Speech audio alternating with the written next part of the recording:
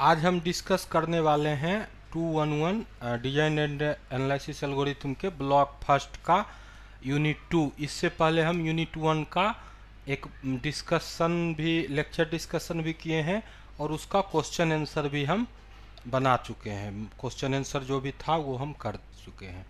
तो अब हम देखेंगे कि हमको यूनिट 2 में क्या देखना है। तो इस यूनिट 2 जो है ना, वो थोड़ा सा जो है वो डिस्क्रीट वाला पार्ट है, जैसे मैथमेटिकल इंडक्शन वगैरह हुआ, कुछ पार्ट यहाँ है और लॉगरिथमिक है, फंक्शन है, मतलब मैथ का पार्ट। उसके बाद आपका ये कंप्यूटर का जो डेटा स्ट्रक्चर वाला जो पार्ट होता है, या शुरू का एल्गोरिथम का लेसन का जो भी पार्ट होता है वो है। तो उस सब को मिला के मतलब ये मैथ फोकस्ड है।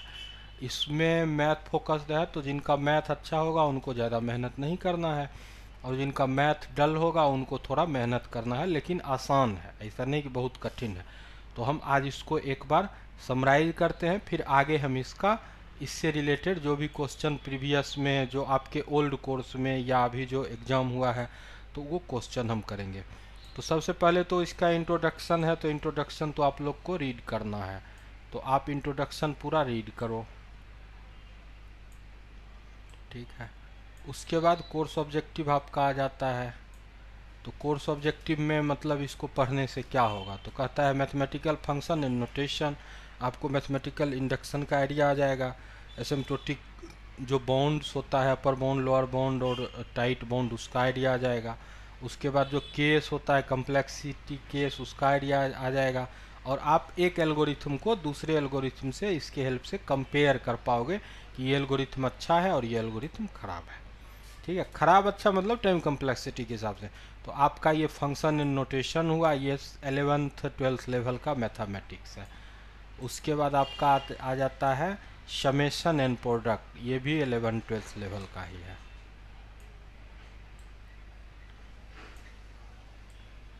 उसके बाद आपका आ जाता है फंक्शन।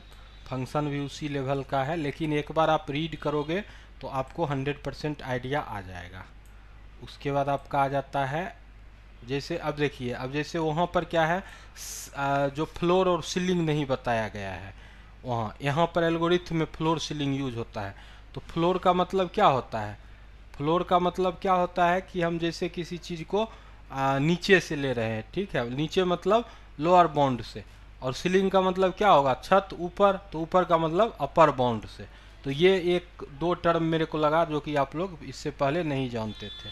तो ये आपका जैसे ये वैल्यू है, इसको कैटेगरी, इसमें क्या है, इसमें यहाँ पर नीचे किया है, नीचे किया है मतलब फ्लोर लगाया है, इसमें सीलिंग लगाया है। तो ये बस ध्यान में रखना है, रीड करने वाला है, इसमें ज़्यादा कॉम्प्लेक्स चीज़ नहीं है, रीड करने वाला ही है लगभग लगभग। उसके बाद आपका लॉगरिथमिक आ जाता है। तो लॉगरिथमिक में जो फार्मूला है उसको अच्छा से याद कर लेना है, क्योंकि एग्जाम में इससे क्वेश्चन सॉल्व करने को रहेगा। लॉगरिथमिक इक्वेशन आपको जैसे मास्टर थ्योरम वगैरह में अप्लाई करने में आगे काम आएगा, तो इसको अच्छा से कैलकुलेट करोगे, याद करोगे। उसके बाद आपका आता है मॉडुलर अर्थमेटिक्स, ठीक है। इसका क्वेश्चन अभी आप अपने असाइनमेंट में भी देखे थे, आपके असाइनमेंट में भी इसका क्वेश्चन था, तो उसको भी आप कंसीडर करते हुए और इसको देखना है। तो ये आ जाएगा। उसके बाद हमारा मैथमेटिकल एक्सपेक्टेशन थ्योरी जो होता है वो, तो ये मैथमेटिकल एक्सपेक्टेशन है।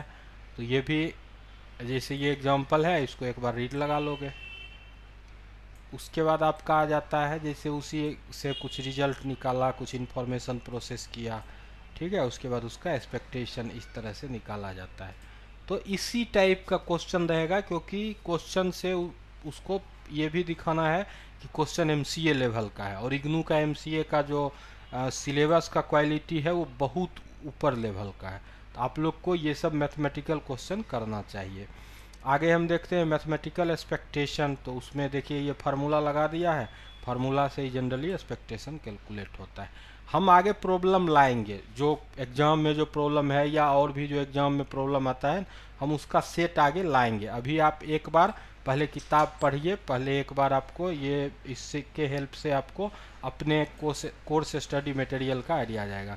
अब जैसे आपका जो है इंडक्शन, तो जो मैथमेटिकल इंडक्शन है तो उसमें आपने अपने असाइनमेंट में भी एक क्वेश्चन देखा था इंडक्शन का सेकेंड का, इस बार वाले 2022 के असाइनमेंट में था, और वो सेकेंड का एक क्वेश्चन था।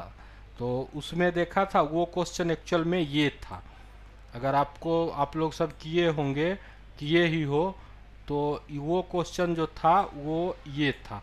उसमें क्या था, यहाँ पर पॉजिटिव लिया है और वहाँ पर शायद नन निगेटिव या इस टाइप से, ये यहाँ पर नन निगेटिव है और वहाँ पर पॉजिटिव। तो देखिए केवल क्वेश्चन को घुमा दिया था और इसका आंसर इसी सीट में है और आप लोग कोई कर नहीं पा रहे थे। क्यों?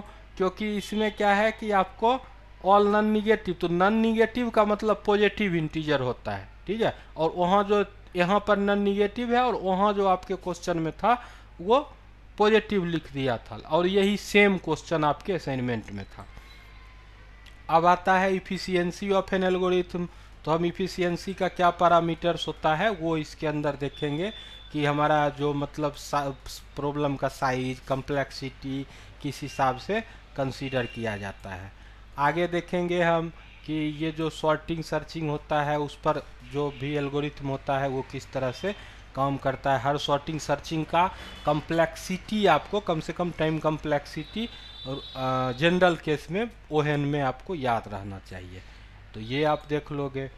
उसके बाद आपका यही मैथमेटिकल इंडक्शन से रिलेटेड कुछ है। उसके बाद आपका ये आ गया एसिम्प्टोटिक एनालिसिस एंड नोटेशन। तो इससे भी मैथमेटिकल क्वेश्चन रहेगा। जैसे आपको मान लो स्टेशन मैट्रिक्स का कहेगा क्या कि स्टेशन मैट्रिक्स जो डिवाइड एंड कॉन्कर में है उसका कम्प्लेक्सिटी क्या होता है, तो वो आपको इसके हेल्प से याद करना, मेमोराइज नहीं करना है आपको। अगर नंबर में क्वेश्चन दिया है, अब वहाँ तो ऑब्जेक्टिव है नहीं, एमसीक्यू है नहीं, तो आपको उसको सॉल्व करके बताना पड़ेगा। तो उस तरह से देखिए, ये जैसे मर्ज सॉर्ट का किया है तो मर्ज सॉर्ट का क्या होता है कम्प्लेक्सिटी, उसी तरह से इस टाइप का इक्वेशन हम आगे इसके सेट में लाएंगे। अभी आप देखो इस टाइप के इक्वेशन को आपको सॉल्व करना आना चाहिए, ठीक है। उसके बाद ये ग्रोथ ऑफ फंक्शन के अंदर कि जो भी फंक्शन है उसका क्या ऑर्डर है, मतलब कितना। तो जैसे ये हुआ ओ 1 हुआ तो ये कांस्टेंट होता है, यहाँ पर ये ओ लॉग एन हुआ तो ये लॉगरिथमिक हो गया, ओ एन हुआ तो लीनियर हो गया, एन लॉग एन तो एन लॉग एन ही हो गया, ठीक है। तो इसका भी नाम है हमारे नोट्स में दिया हुआ है, तो आपको आइडिया आ जाएगा। उसके बाद ये आपका पोलिनोमियल सीरीज में क्वाड्रेटिक हो गया, क्यूबिक हो गया और पोलिनोमियल हो गया, ये एक्सपोनेंट हो गया, इन्वर्स होता है, फैक्टोरियल होता है। तो ये सब को आपको मतलब ध्यान में रखना है, ये मैथमेटिकल इक्वेशन के फॉर्म में रहता है। उसके बाद आपका आता है roast case and average case analysis. इसी के अंदर आपका रोस्ट केस और एवरेज केस के अंदर हम लोग टाइम कम्प्लेक्सिटी वगैरह का एनालाइज करेंगे। तो ये जैसे किसका एन स्क्वायर होता है, किसका लॉग एन होता है, किसका एन लॉग एन होता है, तो ये सब जो वहाँ प्रॉब्लम रहेगा उसके अकॉर्डिंग आपको करना है। उसके बाद एसिम्प्टोटिक नोटेशन का ड्रॉबैक। ड्रॉबैक क्या है कि ये जो है ये फुल्ली मैथमेटिकल है, तो कंप्यूटर से ये जो एसिम्प्टोटिक नोटेशन का अगर ये या एसिम्प्टोट्स का मैथमेटिक्स में जो कंसेप्ट आता है वो मेरे समझ से मैं जहाँ तक जानता हूँ कंप्यूटर के ये जो डिजिटल कंप्यूटर के इन्वेंशन से पहले एसिम्प्टोट का जो हमारा जो टोपोलॉजी है या जो एडवांस जो एमएससी वगैरह में जो मैथमेटिक्स चलता है उसमें इसका बहुत जगह पर किया गया है। जैसे आपका डिफरेंशियल ज्योमेट्री होता है उसमें भी एसिम्प्टोटिक का बात किया जाता है। तो ये चीज़ तो है मैथमेटिक्स का, अब इसको घसीट के कंप्यूटर में लाया है तो इसमें तो ड्रॉबैक तो रहेगा ही। उसके बाद आप आ जाइए तो आप देखोगे एसिम्प्टोटिक नोटेशन जिसमें ये 3 नोटेशन बिग ओह, बिग थीटा और बिग, तो बिग थीटा में नहीं होता है, ये बुक में भी गलत दे दिया है। ये थीटा केवल थीटा होता है, ठीक है, बिग ओ और स्मॉल ओ होता है, तो इसीलिए बिग जो है वो ओ में लगता है और ओमेगा में लगता है। थीटा डायरेक्ट होता है, बिग थीटा आपके बुक में ही केवल देख रहा हूँ। और उसके बाद आपका बिग ओ नोटेशन का जो आपके असाइनमेंट में है था वही सेम असाइनमेंट वाला ही है, तो आप असाइनमेंट जो हमने सॉल्व करके डाला है वो भी इसके बदले तैयार कर लोगे तो आपको बेटर रहेगा। उसमें ये ग्राफ कैसे जनरेट होता है, कैसे फंक्शन ऊपर जाता है, ये सब आपको पता करना है। उसके बाद इसका क्वेश्चन अच्छा लेवल का आएगा, आप लोग जो सोचिएगा कि ये हम दो क्वेश्चन एक क्वेश्चन सॉल्व करके जाएंगे, वहाँ पर क्वेश्चन अच्छा लेवल का आएगा। तो जब हम आगे के इसके वीडियो में जब हम क्वेश्चन डालेंगे तो आप लोग प्रेम से देखना और उसको सीखने का प्रयास करना, क्योंकि वो क्वेश्चन जनरल क्वेश्चन नहीं रहता है, वो सब क्वेश्चन सर्च करके देता है आपको, नेट पर कहीं उसका आंसर नहीं मिलेगा, उसको आपको सॉल्व करना पड़ता है। तो इस तरह से ये क्वेश्चन देखिए, ये इस तरह से ये क्वेश्चन, जैसे ये क्वेश्चन है आपका, एक तो आप देख ही लिए वो, ये जैसे ये क्वेश्चन है, ठीक है। ये तो इसको आपको जब पता रहेगा कि ये क्या होता है, ये जैसे एन पर एन क्यू है और ये फैक्टोरियल है, क्या है ये, तो इसको कैसे हम करेंगे, किस अकॉर्डिंग करेंगे, तो प्रूफ करना है तो आप प्रूफ करोगे, ठीक है। तो ये ध्यान में रखना है, ठीक है। ये जो है ना, ये नॉट इक्वल टू है, ठीक है, इसको आप गलत मत समझना, ये नॉट इक्वल टू का साइन है। तो आगे आते हैं, आगे हम उसी तरह से जिस तरह से उसका प्रॉब्लम रहेगा, नेक्स्ट सेट में हम प्रॉब्लम इसका डालेंगे। तो आप लोग बस उसको प्रॉब्लम को देख लेना एक बार, आपको आइडिया आ जाएगा किस टाइप का प्रॉब्लम आपके एग्जाम में रहेगा। तो ये आपका आ गया, उसके बाद आपका उसका तो ये लोअर बाउंड में चला जाएगा। देखिए CGN फंक्शन का मतलब क्या होता है, अगर आप बात समझो तो फंक्शन का मतलब होता है हमारा कंप्यूटर।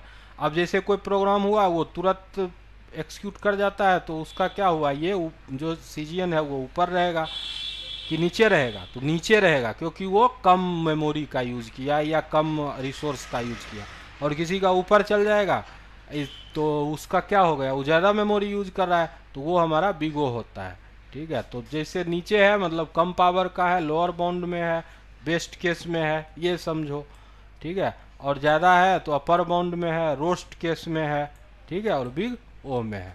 आगे आ जाओ तो आगे आप देखोगे तो ये फंक्शन डिफाइंड बाय, ये इसका भी प्रॉब्लम रहता है, तो करना तो आपको प्रॉब्लम है। उसके बाद आप आ जाते हो थीटा नोटेशन में। थीटा में क्या होता है, comparison of two notation, big O and big omega का। तो आप थीटा में इस तरह देखोगे कि C1G, तो ये क्या लोअर बाउंड में चला गया, ये अपर बाउंड में चला गया, और फंक्शन, फंक्शन मतलब मशीन का रिसोर्स, तो ये आपको ध्यान में रखना है। इस तरह से थीटा से क्वेश्चन ज़्यादा रहता है, तो थीटा का आप कुछ प्रॉब्लम प्रैक्टिस कर लोगे। उसके बाद इससे रिलेटेड इस टाइप का क्वेश्चन, ये जो देख रहे हो ये डराने वाला क्वेश्चन है, इग्नू का बच्चा जो है वो डर जाता है। तो डरना नहीं है, ये सब बहुत आसान होता है जब आप करोगे तब। देख के डरोगे, इसका ड्राइंग देख के, तब तो खैर कोई बात ही नहीं है। तो ये सब आपको करना है, इसी सब से क्वेश्चन रहेगा, ठीक है। और जो एग्जाम में पूछा जाएगा वो इस टाइप का क्वेश्चन का आपको कहेगा कि इसका नोटेशन वैल्यू, जैसे समथिंग कुछ कम्प्लेक्स लॉग बीच में डाल देगा, कुछ स्क्वायर एन स्क्वायर पीछे कर देगा, तो इस टाइप का आपको मतलब कम से कम 20 क्वेश्चन प्रैक्टिस कर लोगे तो ये यूनिट आपको एक भी क्वेश्चन छूटेगा नहीं। उसके बाद ये चेक इन प्रोग्रेस है, इसका तो आंसर नीचे रहता ही है, तो आप इसको भी लेके कर सकते हो, क्योंकि कुछ क्वेश्चन तो अलग से रहेगा ही। तो ये सब करते हुए और हम कुछ क्वेश्चन का अलग से सेट लेके आगे हम इसका करेंगे। उसके बाद अपना सोल्यूशन वगैरह जो भी है उसको आप देख लो। तो आज हमने जो है जो आपका डिजाइन एंड एनालिसिस एल्गोरिथम है, उसका फर्स्ट ब्लॉक का सेकेंड यूनिट को हमने इंट्रोड्यूस किया। मैं ये नहीं कर रहा हूँ कि मैं पढ़ाया, इंट्रोड्यूस का मतलब वो हुआ कि अब आप लोग भी इसको अगर नहीं देखे हो तो आप लोग भी देखना स्टार्ट कर दो। और क्योंकि आपको केवल असाइनमेंट लिखने से नहीं होगा, आपको एग्ज़ाम भी देना है, तो एग्ज़ाम देना है तो उसके पर्पज़ से आप देखना स्टार्ट करो और आप अपना तैयारी को अब स्टार्ट करो, क्योंकि एग्ज़ाम का जब डेट आएगा तो उस समय आप इतना चीज़ है, इतना सिलेबस है कि आप सब नहीं कर पाओगे। तो ये सब आप आराम आराम से 1-1 घंटा, आधा घंटा, जैसे जिनके पास टाइम हो वैसे करके आप लोग करते रहो। कम से कम जो है इसका जो क्वेश्चन है उसको तो कम से कम उतार लो। उसके बाद हम एग्ज़ाम टाइम में फिर हम कुछ प्रॉब्लम सेट वगैरह लाएंगे, तो वो प्रॉब्लम सेट आपको 100% हेल्पफुल रहेगा। लेकिन ये सब जो है अभी जो दिया हुआ है बुक में, कम से कम उससे आपको आइडिया आ जाएगा। आइडिया आने से क्या होता है कि आप कोई भी क्वेश्चन देख के हेजिटेट नहीं होगे, क्योंकि कॉन्फिडेंस से ही आपको मिलेगा जीत। जब जिनके पास कॉन्फिडेंस नहीं रहेगा उनका नॉलेज किसी काम का नहीं रहेगा। तो बस आज के लिए इतना ही, धन्यवाद। आगे हम फिर इसी सेट का, इसी जो आपका यूनिट है इसका हम क्वेश्चन आंसर सेलेक्ट करके लाएंगे, ठीक है। धन्यवाद, ओके, थैंक यू।